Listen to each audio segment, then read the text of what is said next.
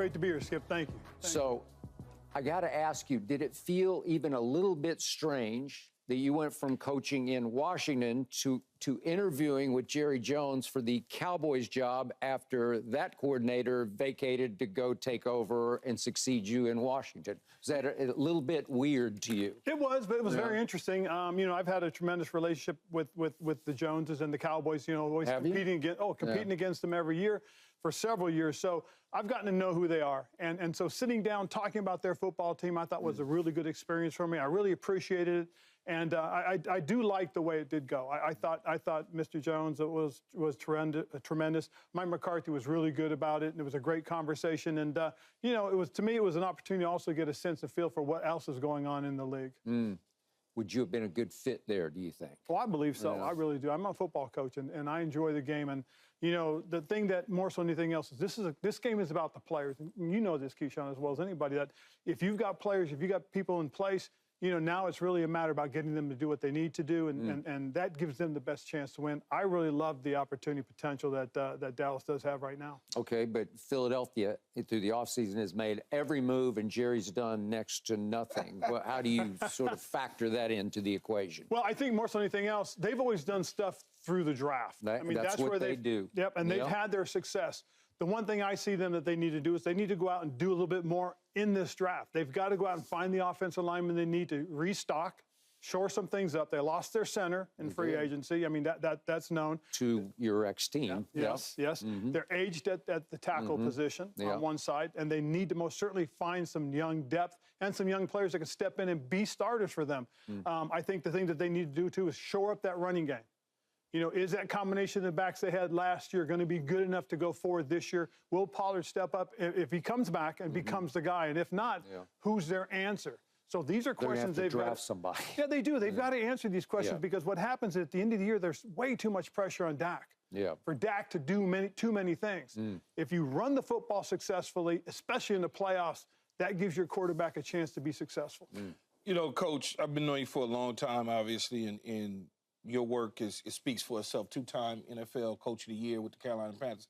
How difficult, though, was that job in Washington for you to take that thing over? You go through name changes. You have to go through the unrest that we're dealing with in the country, just all that, not even X and O football-wise, just off-the-field type stuff. Well, it does become a big distraction, Keyshawn, more so than anything else, because you're no longer being focused on football. You're being focused on what's going on away from the team. And, sometimes you try to make sure the guys understand we got to delineate what's important and separate it from what's interesting. And the interesting stuff was all that stuff that had nothing to do with football. So my time was being split. It was hard on the players because, again, this should have been about the players. We had a lot of quality football players that didn't get, the recognition they deserve. They really didn't. And when you have guys that are being mentioned, that's one thing. But when guys become, that's important. And a guy like Terry McLaurin, to me, is a guy that should be always on the tip of everybody's tongue because of how good a football player he is. Is there even a little tiny part of you that looks at now Washington sitting with the second pick in the draft? Keyshawn loves Jayden Daniels, watched him grow up out here. It appears they're sitting on him. I don't know exactly how it's going to unfold, but do you think, gee, I could have had Jayden Daniels as opposed to Heineke or Howell or whoever? Not that they were terrible, but they weren't stars. They weren't quarterbacks who can take you places. Well, I'm a little envious of their situation. I mean, they've put themselves in a great spot now. They've got 6 picks in the first 3 rounds. So they have a chance to add some really young, quality football players. I think with what they want to do with Cliff Kingsbury's offensive mind, I think Jayden Daniels fits exactly where he needs. He needs a guy that can extend plays, can throw off platform, that can make plays downfield because he's extended that play. And I think that's where the fit is. I like him just as much as you do, I bet. Yeah, I do. I'm not all that excited about Cliff Kingsbury and what he's been able to do offensively. First of all, I hate the air raid offense. And I don't know that that's exactly what they're going to run in Washington, what they did in Arizona. But I feel like, and you're a defensive coordinator, and you can speak to this more than I can, I feel like they put too much pressure on the defensive side of the ball. So if I'm a defensive coordinator, I don't want that offense because time of possession is going to hurt me significantly. Well, but again, the threat of the ability of the quarterback to move the ball downfield by running it as well is really important. You've just got to have a quarterback that can withstand the punishment. Ooh. You know, that was the situation in Arizona. I mean, every other month, their quarterback was on the sideline. Now what's going to have to happen is if you do take Jayden and you do use that style of offense, he's got to be smart. His mindset's going to have to change about not just, you know, extending plays, but finding the right time to get down, the right time to get out of bounds. He's got to save himself, and that's going to be real important because, again, they've got to be able to run the ball successfully, and I like the running backs that are still there, okay? They've got to be able to distribute the ball. Well, I love the receivers they have. Okay, so they have an opportunity, I think, to take that style of offense and get it going very early if they get the right quarterback. When you look at the division right now, Philadelphia, the Giants, Dallas, Washington, just in the offseason, because it's all on paper. We don't play till September. Who would you give the nod to in the division? Wow, you know, based on what happened last year, you wanted, to me, again, the nod still stays with Dallas. But based on what's been going on so far, you got to take a long look at Philadelphia. You know, Howie's not going to sit back. Howie's going to find more opportunities to add on to what he's done, and that makes them just as dangerous. So to me, it's Dallas, Philly right now. You know, Philly's on top. And I think Philly because of what they've done. But if Jerry has a good draft, pulls in the players that he's looking for, I think it can be right back into Dallas's lap.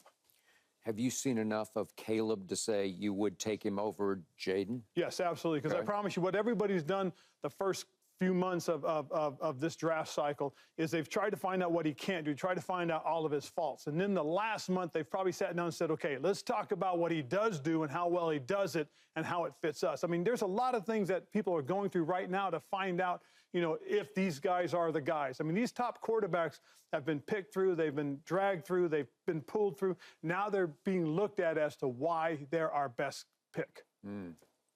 So, speaking of quarterbacks, as you look back on your time in Carolina, and you obviously got to a Super Bowl, and then Von Miller said, okay, that's enough. Yes, he did. How do you, what will you remember about your time with Cam? You were up and you were down, and what are your sort of lingering emotions about Cam Newton? Well, I still think Cam is during his time, he was one of the best players in the league. In fact, in 2015, he was voted the best player. He was. Tremendous athlete, tremendous football player, loved the game, and should still be playing. Unfortunately, the injuries caught up to him, and he never came back from that shoulder. And that's been the hard part, the hard thing to accept is this is a guy that if he could have stayed healthy, if he could have gotten that shoulder right, would probably still be playing right now. I'm a Cam Newton guy. When I look back at Cam's situation, much like you talked about with Jayden Daniels and these other quarterbacks, they got to protect themselves. Yes, they do. Yeah. Too many times we've seen, whether it's a Lamar or RG3 or just a running style quarterback, and a lot of the injuries aren't because they run the ball. The injuries are occurring in the pocket, not outside the pocket. But as you know, Cam is a huge human being. Of course, just a huge human being. But it wears on you. It really does. I mean, and again, Anthony Richardson for the Colts last year.